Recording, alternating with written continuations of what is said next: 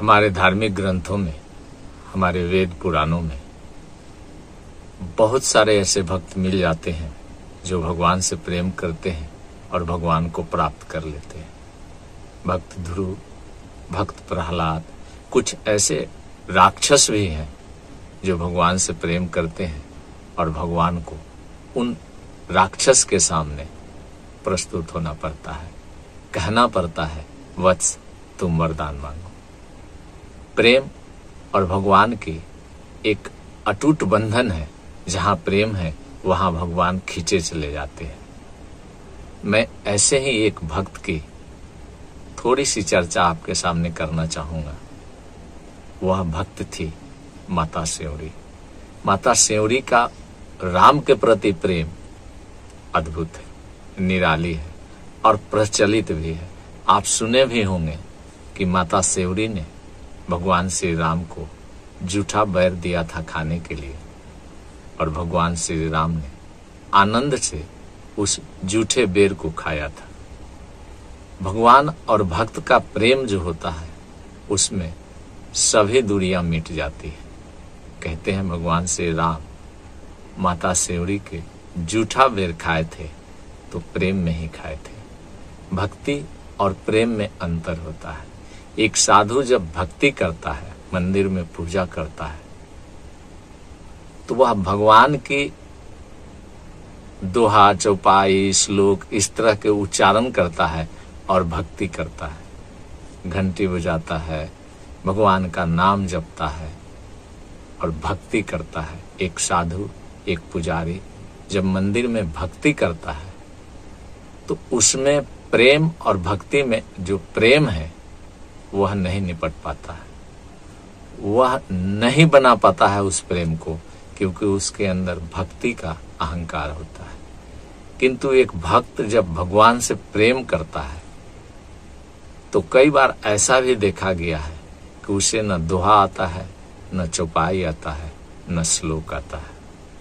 अनपढ़ है, वो पढ़ नहीं पाता है, फिर भी उसका प्रेम अद्भुत होता है, निराली होता है। तभी तो भगवान उसके पास खींचे चले आते हैं। एक ऐसा भक्त जो भगवान को अपने प्रेम से अपनी तरफ आकर्षित कर लेता है। माना जाता है कि बैजनाथ धाम जो बिहार में लगता है, संभवतः झारखंड में है बैजनाथ धाम।